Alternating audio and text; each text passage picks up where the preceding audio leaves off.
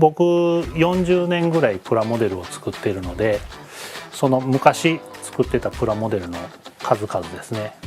何が一番ってもこの多分はしごだと思うんですよ。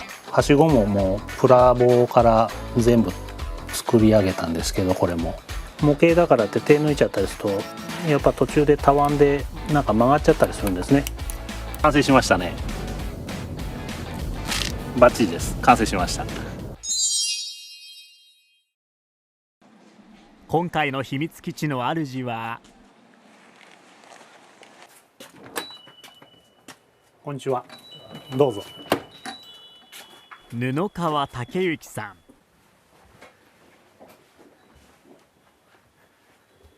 ここが僕の秘密基地です。自宅のリビングの一角が布川さんの秘密基地。車のプラモデルがたくさん飾ってありますね。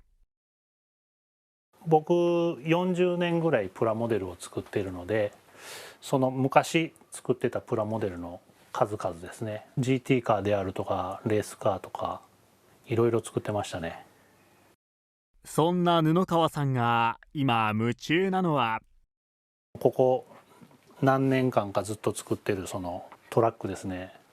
よく街中で見かけるあのまんまのトラックが僕の部屋に今来ていますね。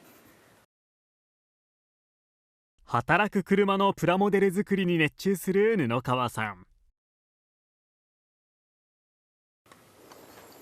これまでの自信作が、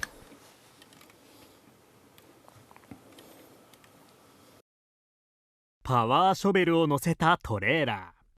特殊車両は布川さんのお気に入り。形状の面白さですかね。建設現場で見る大きなパワーショベルを運ぶトラックの力強さとか、このシート仕事でもう使ってましたっていう感じの雰囲気は僕たまんないと思うんですけどね。このトレーラーは市販のキットがないので全て自作したんだそう。布川さんの作品には実写に迫る迫力があります。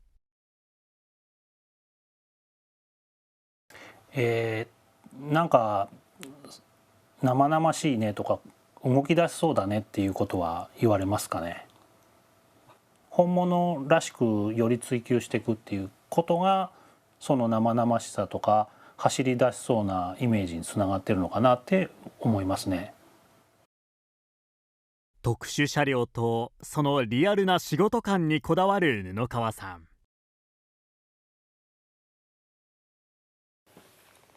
究極の作品がこちら。はしご車です。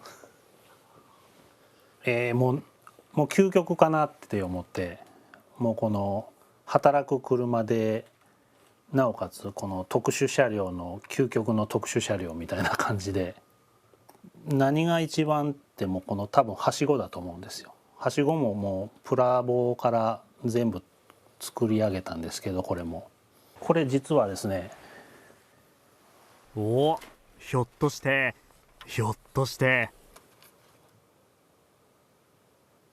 一応動く予定です。こうなるんですね。そしてそのはしごが伸びます。こんな感じで。それでは伸びるはしごの動きをもう一度。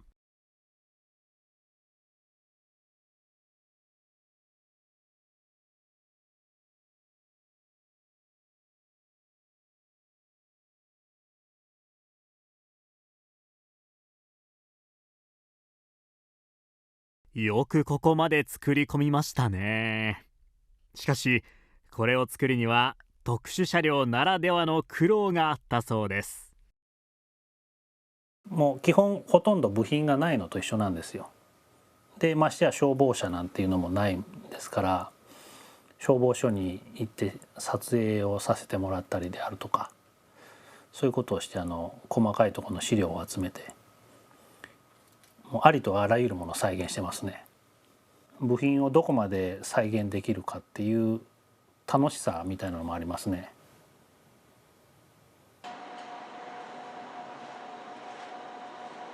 ここは名古屋市港区にある運送会社。トラックを運転しているのは布川さん。そうです。トラックの運転手やってます。他の人よりトラック愛は強いと思いますよ。多分実際にいろんなトラックを見てるからやっぱりいろんな作りがどうなっているかとかこんなとこがこうなってるんだっていうところを他の人で再現できないようなことを再現していますね。普通の人では気づかない部分まで忠実に再現できるのが強み。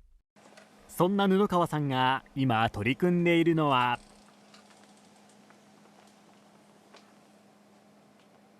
オリオンビールのトラックを作ろうと思ってます。かっこいいと思いますよ。このストライプであったりとかこの工場直送っていうこの雰囲気なんかいいんじゃないですかね。沖縄のビールメーカーのトラックを32分の1スケールで製作中。およそ1ヶ月半かけて市販のキットを加工し、運転席があるヘッド部分を完成させました。実車と比較してもかなりリアル。しかしトラックプラモデルはここからが肝心。今回トレーラーなんで後ろのトレーラーの部分を作っていきます。トラックは大きく2つに分けて運転席がある部分と荷台があるボディに分かれます。ボディにはトレーラー、タンクローリー、ダンプ車などさまざまなタイプがあります。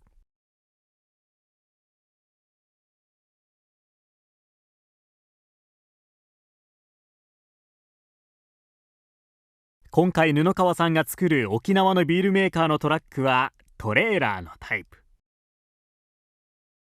市販されているトレーラーのキットは今回作る形をモデルにしたものではありません。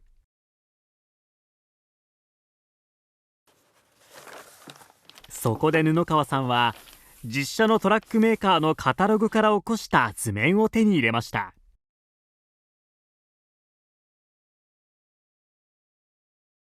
さらに実際に沖縄へ行って実車を撮影、さまざまなパーツをこの写真を参考に作るというんです。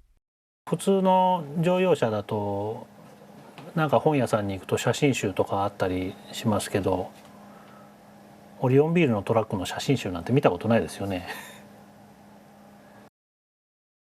足回りなど細かい部分もバッチリ。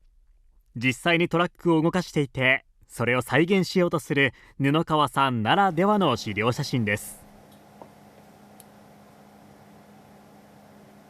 これからどこを作るんですか？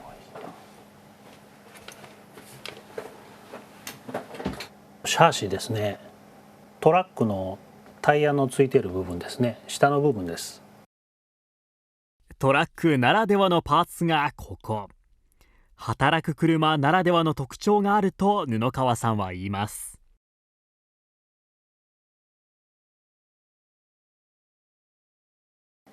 働くことを追求したっていうか、このちょっとなんていうんです、頑丈そうなっていうか、おしゃれなスポーツカーではないですけど頑丈でなおかつこの綺麗に整然と並んだ感じの独特の機能美っていうんですかね。トラックの荷台の下ってこんな風になっているんですね。重い荷物にも耐えられるよう頑丈なフレームが何本も重なっています。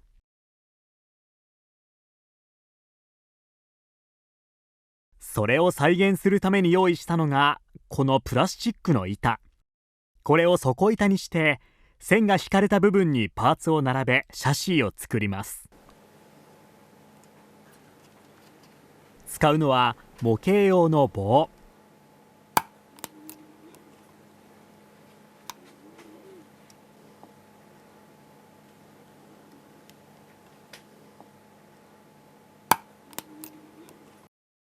これが短いフレームのパーツになるんです。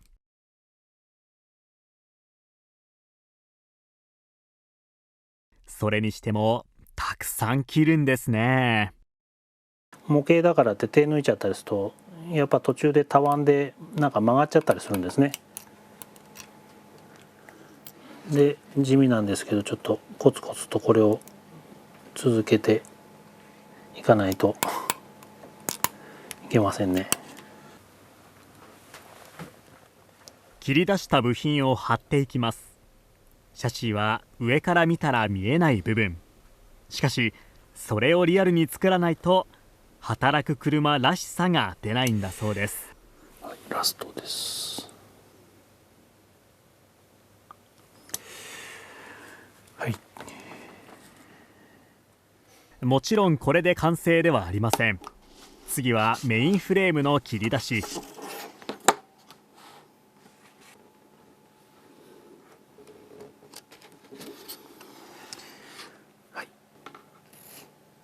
重い荷物を支える重要なパーツ、このカーブにもこだわります。メインフレームを接着し、残りの短いフレームをつけていきます。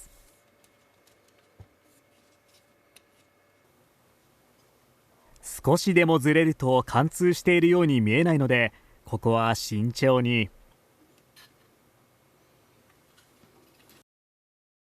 完成したシャシーがこちら。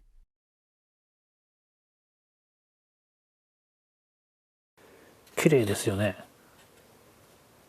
実は本当はこうつながってるんじゃないかなみたいな感じに見えませんか。もう本当に実写さながらだと思いますけど。シャシーができたら次はそこに乗せる荷台作り。資料写真を参考にもちろん実写さながらを目指します。これ今波板のプレスの部分をちょっと拡大して見てます。この部分ですね、浮き出ている部分分かりますか。こういう波板の部分が何本入っているかであるとか、どういう形になっているかとか、そういうところを資料として使ってますね。軽くて薄いアルミ製の荷台には強度を保つため波板加工が用いられています。こういうトラックらしいパーツはぜひともリアルに再現したいところ。まずは荷台のベースを切り出します。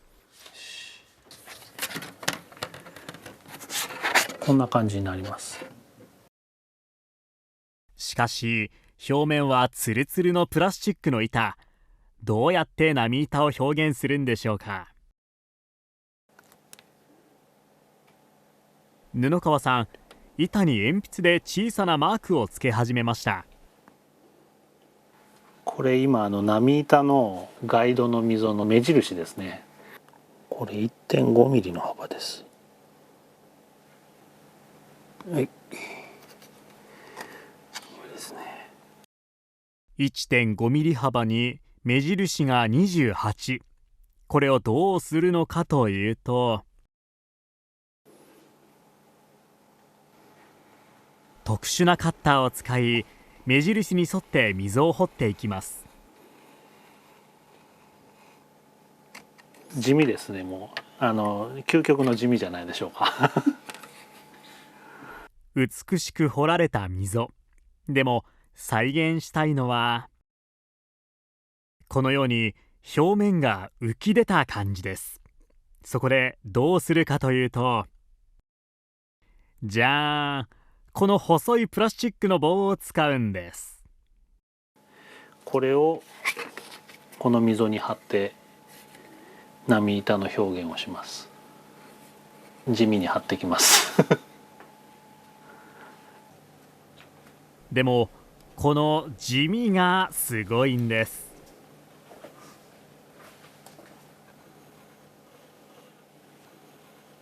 掘った溝に細いプラスチックの棒を入れると、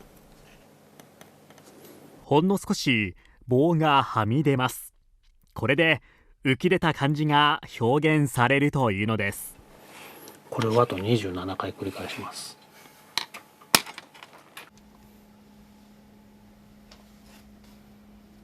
確かに地味ですが、これをやらないとリアルな感じは出せないんだそうです。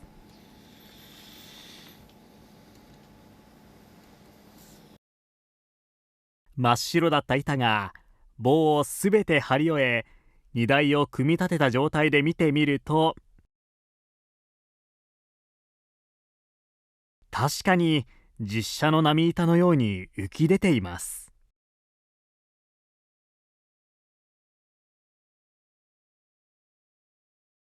そして先ほど作ったシャシーをはめると、これで荷台のベースが完成。しかしパーツ作りはまだまだ続く。リベットの部分の部品を作ってますね今。シャーペンを使って抜き出していたのは留め具であるリベット。その大きさ 0.5 ミリ。長板を一つ作るために切り出した部品がこちら。この状態で見てるとちょっとゴミにしか見えないんですけど、これがこの先長板になってきますね。長板らしくなるというか。ヒンジ部分を接着。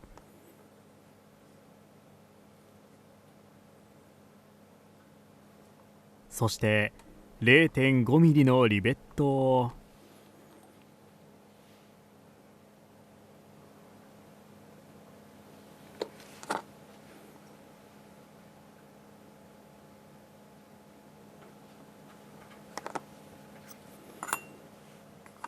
結構集中力いりますね。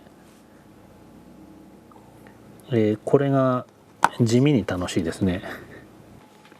模型のキットとしてないものを再現できる達成感みたいなもんですかね。それが一番楽しいですねやっぱり。できましたね。いい感じだと思いますよ。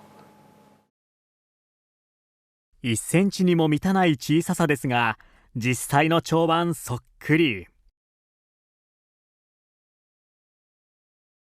トレーラーのヘッド、シャシー、荷台、長板とオリジナルのパーツがようやく揃いました。どんな形に仕上がるのか仮組みしてもらうと、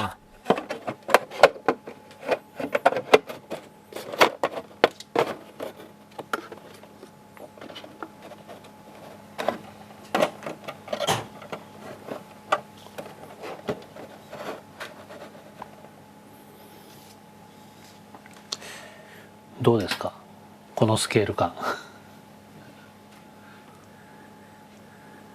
実際の国道や高速道路で走ってるような大きなトレーラーが想像できませんか？働いてる感じですね。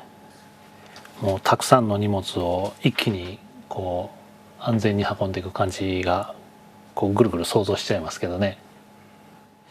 塗装して、あとはこのトレーラーの横のバンパーであるとか後ろのバンパーなど細かいところを作っていけば完成ですね。これからが腕の見せ所。ここまで来てるとデカール貼るのが楽しみですね。この箱の部分にデカールを貼ります。かなり楽しいんですけど、その分結構気を使うとこですね。今にも走り出しそうな布川さんの作品。特に商品名などがラッピングされたこうしたトラックは、デカールの仕上がりがその出来栄えを左右します。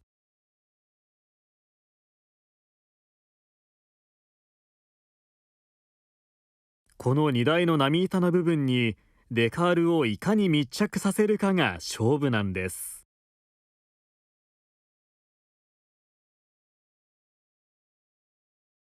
しかし今回は荷台の長いトレーラー、横の長さが40センチもあるんです。そこで2枚に分けて貼っていくことにしました。ちなみにこのデカール、布川さんが沖縄で撮影した実写の写真をもとにした特注品です。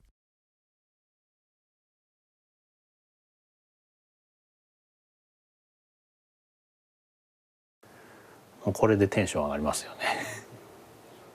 てその形になっていくっていう想像をするとテンション上がりますね。今回だと波板の部分に要はその空気が入らないようにして実際のトラックと同じようなこうちゃんとピタッと密着した感じを出したいですね。今回のトレーラーの特徴は荷台のこの波板。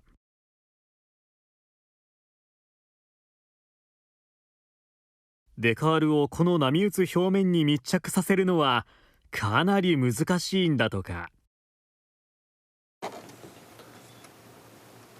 まずはデカールを水に浸し、台紙からシールを剥がしやすくさせます。水面から引き上げるタイミングを間違えるとデカールが台無しになってしまいます。こうふわっと浮き上がってくるこう台紙から剥がしやすい瞬間があるんですよ。まだだな、まだですね。浸す時間が短ければ台紙からシールは剥がれません。手の感触を頼りにベストのタイミングを待ちます。来ますね。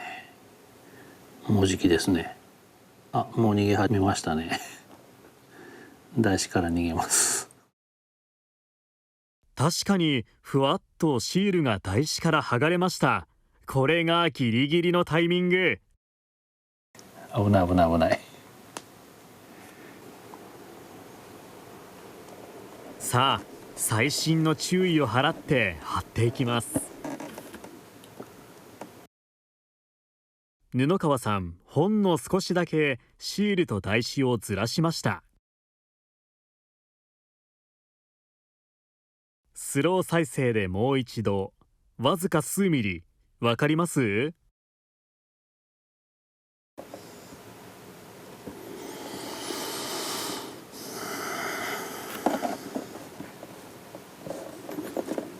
呼吸を整えて、さあゆっくりと台紙を引き抜きます。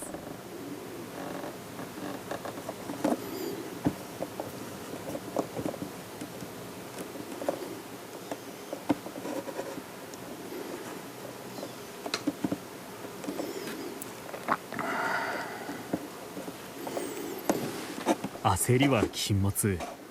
少し強く引っ張っただけで破れてしまうからです。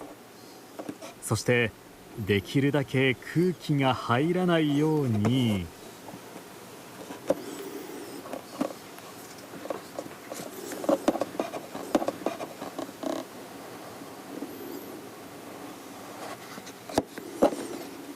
ようやく台紙を抜きました。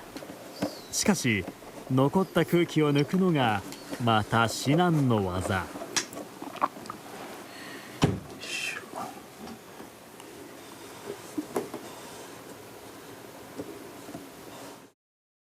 綿棒を使って慎重に空気を抜いていきます。頑張って作った波板のしましまの部分に密着させて。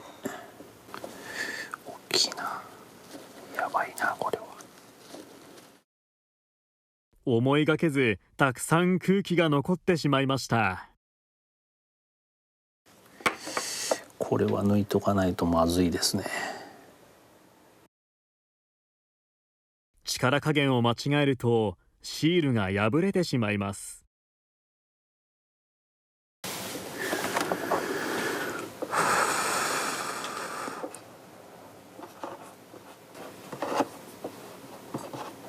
焦らず丁寧に少しずつ。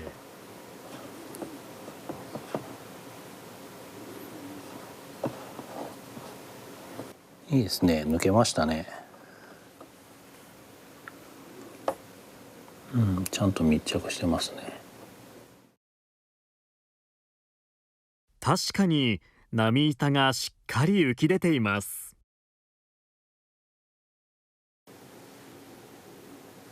そしてもう一枚のデカールを貼って、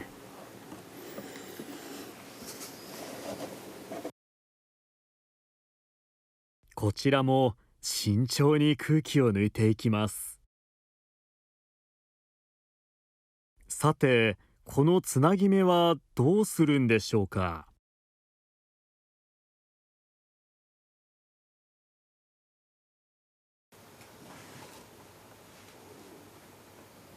なるほど。塗料を塗って目立たないように埋めるんですね。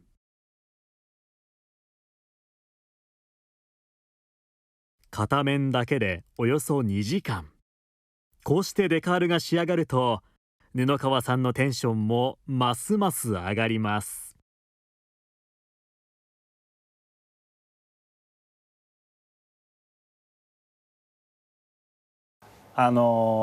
最初このシールが貼ってない状態だとそんなにトラックでもイメージが薄いと思うんですよね。メーカーのラッピングトラックだとこういうシールを貼るとテンション上がってきますよね。ああ、このオリオンのトラックもうちに来たなって感じがしますね。これで荷台は完成かと思いきや、まだ大変な作業があるんだそうです。この長板ですね。長板とは、煽りと呼ばれる部分を止めるこの小さな部品。長板も布川さんは一つずつ手作りしてきました。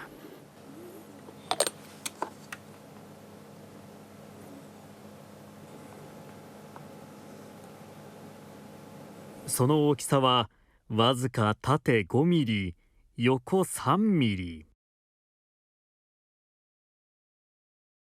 塗装した状態がこちら。さらに加工をするというんです。これはプラモデル専用のメタルシール。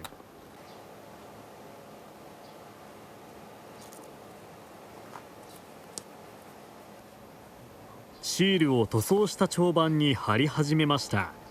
せっかく塗装したのに隠しちゃうんですか？本物がメッキになってる長板だったので再現しないとなんか僕的に許せませんね。やっぱりそういう細かいところで手を抜かないのをやっぱり完成して本物と見間違えるようなっていうか。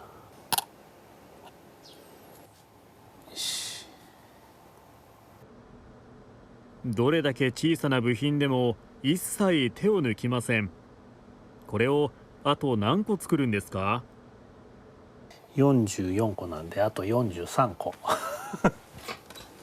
頑張ります。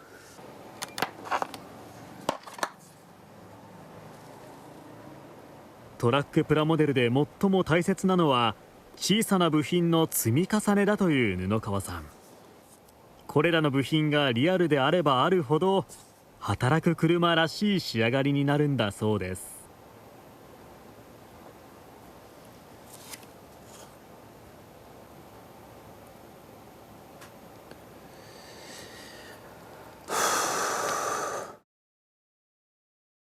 シールを貼り続けること3時間。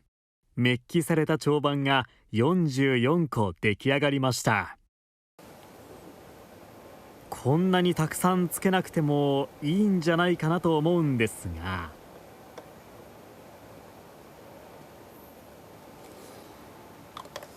長板がつくとそんなに変わるんでしょうかね。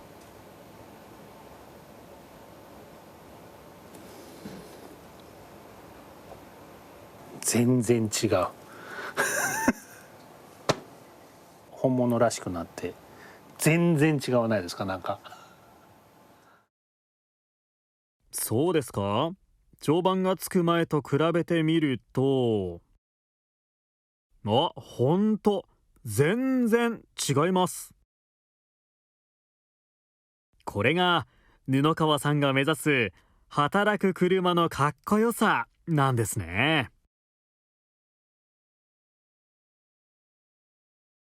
トラックらしさが出てきたと思いますよ。働く車の雰囲気が出てきたんじゃないですかね。この光り具合っていうか、ああやっぱここまでやった正解だ、いやかっこいいみたいな感じですかね。デカールを貼り長板をつけて、ようやく荷台部分が完成しました。このまま街の中を走っていそうなリアルなトラック。布川さんが部品一つにまで徹底的にこだわっているからこそ、この臨場感が生まれます。トラックならではの独特な部品が集まる足回りには特に力が入っています。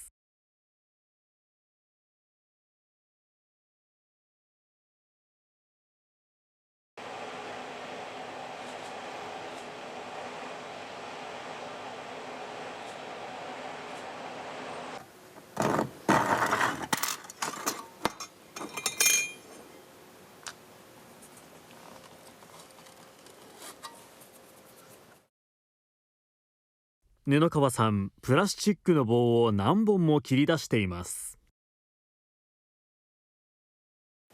これ最近のトラックについている排気ガスを燃焼させるクリーナーの本体の部分の部品を作ってます。これないと最近のトラックの表現には欠かせない部品なので、実車の足回り部分についている排気ガスクリーナー、最近の排ガス規制でついた部品なんだとか。その排気ガスのクリーナー自体が最近のトラックには全部ついてるんで、あれなんか今時のトラックなのになんでついてないのってなっちゃうんで、その部分の再現ですね。これぞ現役トラックドライバー、布川さんのこだわりです。最近のトラック事情も正確に作品へ反映させます。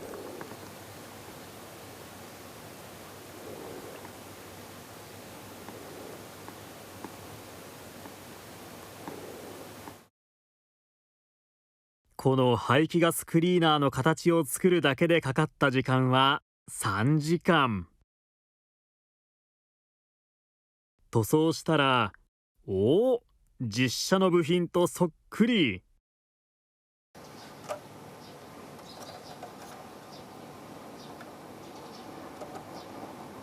トラックの足回りに必要な部品を一つ一つ再現し取り付けていく布川さん。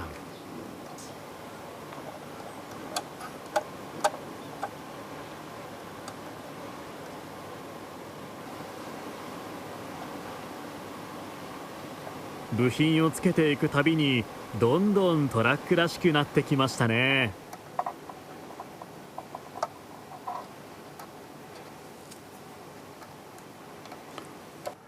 テンション上がってきた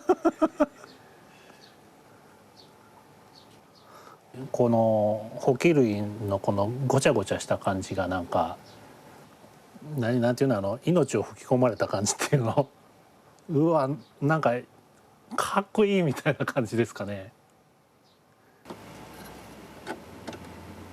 そして間もなく完成と思ったら、この辺ですね。この辺？布川さん、カメラをセッティングして取り出したのは、最新作のトレーラー。ついに完成ですか？完成しましたね。バッチリです。完成しました。出来上がりはいいと思いますよ。僕の毎度のことなんですけど、今回も苦労した分やっぱりちゃんと作品が応えてくれてると思います。沖縄のビールメーカーのトレーラー、32分の1のスケールモデルです。製作期間は7ヶ月。働く車が持つかっこよさを徹底的に表現しました。ポイントはラッピングされた荷台の美しさ。デカールをしっかり密着させ、この荷台の特徴である波板がしっかり浮き出ています。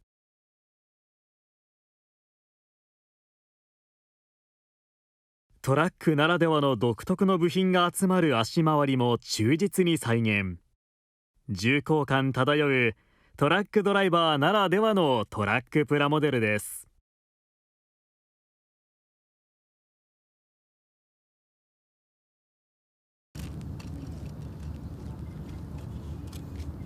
しかし作品ができたからといってそれで終わりではなかったんです。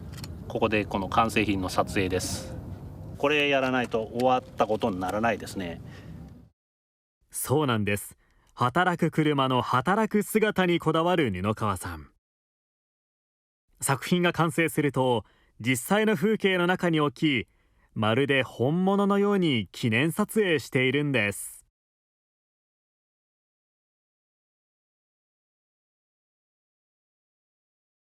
今回の作品は沖縄のビールメーカーのトレーラーということで、背景に選んだのはヤシの木。ひょっとしてここは？ここは常滑市です実は沖縄らしい場所探したんですね。海ではなく道路が入る背景はトラックらしさを追求する布川さんのこだわり。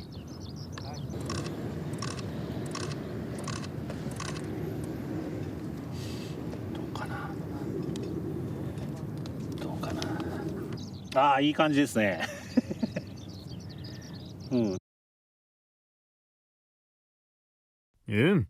沖縄の太陽が荷台を照らしてるように見えますね。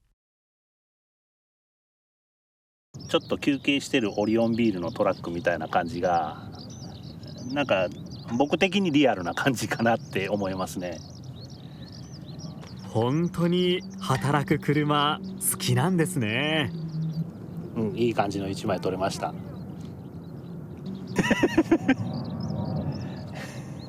満足ですね。